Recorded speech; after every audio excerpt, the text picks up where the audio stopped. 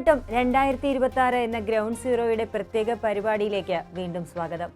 16ാം കേരള നിയമസഭയിലേക്കുള്ള തിരഞ്ഞെടുപ്പിന് ഇനി കേവലം 5 അല്ലെങ്കിൽ 6 ആഴ്ച ബാക്കി നിൽക്കെ സംസ്ഥാനത്തെ 3 പ്രബല മുന്നണികളും അവരുടെ സ്ഥാനാർത്ഥി നിർണയവുമായി അവസാന ഘട്ടത്തിലാണ്. പല അഭ്യൂഹങ്ങൾ ഉയരുമ്പോൾ തന്നെ നമുക്ക് അവരുടെ അന്തിമ പട്ടികയ്ക്കായി കാത്തിരിക്കാം. ഇതിനിടെ ജനങ്ങളുടെ മനസ്സറിയുവാൻ തിരഞ്ഞെടുക്കപ്പെട്ട 100 പേരുടെ അഭിപ്രായങ്ങൾ കഴിഞ്ഞ 2 ദിവസങ്ങളിലായി ഗ്രൗണ്ട് സീറോ ആരായുകയുണ്ടായി. മുതിർന്നവർ, മധ്യവയസ്കർ, യുവാക്കൾ എന്നിവരെയാണ് ഞങ്ങൾ സമീപിച്ചത്. 10 ചോദ്യങ്ങളാണ് ഇവരുടെ മുന്നിൽ വെച്ചത്. അവരുടെ ഉത്തരങ്ങൾ ക്രോഡീകരിച്ചാണ് ഇന്ന് ഈ സർവേ പുറത്തുവിടുന്നത്. തിരഞ്ഞെടുപ്പിന് തൊട്ടുമുന്നേയുള്ള ആഴ്ച വരെയാണ് ഈ സർവേ നടത്തുവാൻ ഞങ്ങൾ ഉദ്ദേശിക്കുന്നത്. എല്ലാ തിങ്കളാഴ്ചയും വൈകുന്നേരം 7 മണിക്ക് ഇത് നിങ്ങളുടെ മുന്നിലെത്തും. ചോദ്യങ്ങളിലേക്കും ഉത്തരങ്ങളിലേക്കും കടക്കുന്നതിന് മുൻപേ ഞങ്ങളുടെ ചാനൽ സബ്സ്ക്രൈബ് ചെയ്യാത്തവർ ഞങ്ങളുടെ പങ്കാളികളാകാൻ താല്പര്യപ്പെടുന്നു. ഗ്രൗണ്ട് സീറോയുടെ സർവേ ഫലങ്ങൾ ഇപ്രകാരമാണ്. ചോദ്യം 1 ഇതായിരുന്നു: കേരളത്തിൽ ഭരണമാറ്റത്തിന് സാധ്യതയുണ്ടോ? ഒട്ടും അതിശയോക്തിയില്ലാത്തതായിരുന്നു ഇതിനുള്ള ഭൂരിപക്ഷത്തിന്റെയും മറുപടി.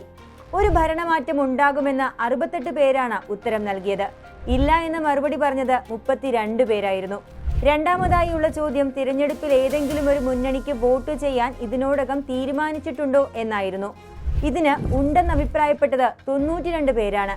8 പേർ സ്ഥാനാർത്ഥി നിർണയത്തിന് ശേഷം തീരുമാനിക്കുമെന്ന് സൂചിപ്പിച്ചു. പ്രധാനപ്പെട്ട മൂന്നാമത്തെ ചോദ്യം ഏത് മുന്നണിക്ക് വരുന്ന തിരഞ്ഞെടുപ്പിൽ വോട്ട് ചെയ്യുമെന്നുള്ളതായിരുന്നു. ഇതിന് മറുപടിയായി 48 പേർ കോൺഗ്രസ് നേതൃത്വം നൽകുന്ന UDFന് വോട്ട് ചെയ്യുമെന്നാണ് മറുപടിയായി നൽകിയത്.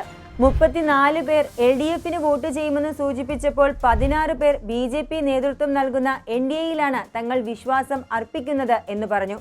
2 പേർ ഈ ചോദ്യത്തിന് മറുപടിയൊന്നും നൽകിയില്ല.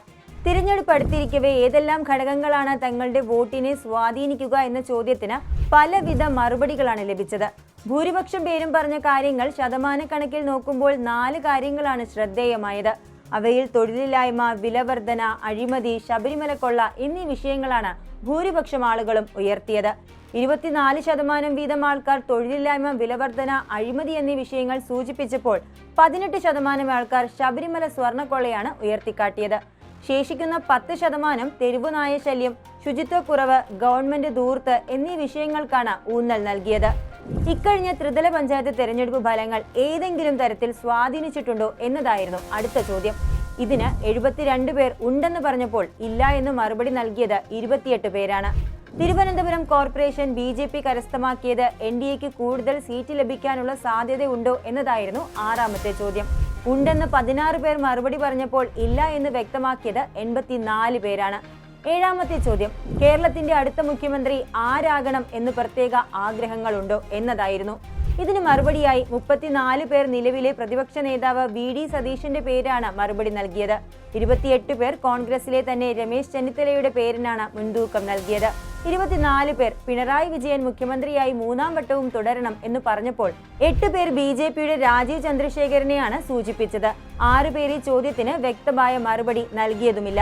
അടുത്ത ചോദ്യം ഇക്കഴിഞ്ഞ ദിവസങ്ങളിൽ ആരോഗ്യ മേഖലയിൽ ഉയർന്നു വന്ന ആക്ഷേപങ്ങളെക്കുറിച്ചും ആരോഗ്യമന്ത്രി വീണ ജോർജിനെതിരെ കണ്ണൂരിൽ KSU പ്രവർത്തകർ നടത്തിയ കരിങ്കൊടി പ്രതിഷേധ പ്രകടനത്തിൽ അവർക്ക് ആപൽക്കരമായ മർദ്ദനം ഏറ്റിരുന്നോ എന്നതായിരുന്നു.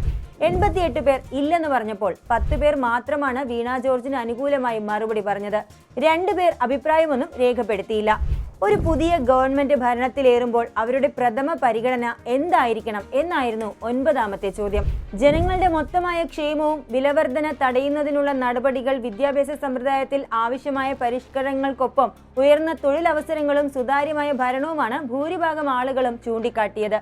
80ഓളം ആളുകൾ ഇത്തരം കാര്യങ്ങൾക്ക് പ്രഥമ പരിഗണന നൽകിയപ്പോൾ ബാക്കി 20ഓളം പേർ ജനങ്ങളുടെ ഇടയിലുള്ള കഷ്ടത അനുഭവിക്കുന്നവർക്ക് ഒരു മികച്ച കൈത്താങ്ങ്, ശുദ്ധജല വിതരണം മെച്ചപ്പെടുത്തുക, തെരുവുനായ ശല്യം ഒഴിവാക്കുക, കൂടുതലായി നല്ല റോഡുകൾ പണിയുക, ജനങ്ങൾ അനുഭവിക്കുന്ന ബുദ്ധിമുട്ടുകൾക്ക് അടിയന്തര നടപടികൾ എന്നിവയ്ക്കാണ് ഊന്നൽ നൽകിയത്.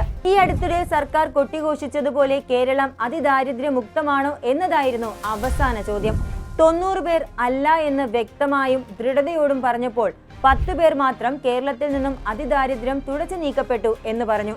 അടുത്തയാഴ്ച മറ്റൊരു ചോദ്യാവലിയുമായി ജനങ്ങളെ സമീപിച്ചതിന് ശേഷം നമുക്ക് വീണ്ടും കാണാം. ഇതിനിടെ പോരാട്ടം 2026 മറ്റു വിഷയങ്ങളുമായി ബുധനാഴ്ച മുതൽ തുടരും. കൂടുതൽ വാർത്തകൾക്കും വിശേഷങ്ങൾക്കും ഞങ്ങളുടെ channel like, share and subscribe ചെയ്യുക. കൂടാതെ സബ്സ്ക്രൈബ് ബട്ടണിലെ ബെൽ ഐക്കൺ ഇനേബിൾ ചെയ്യാനും മറക്കരുത്.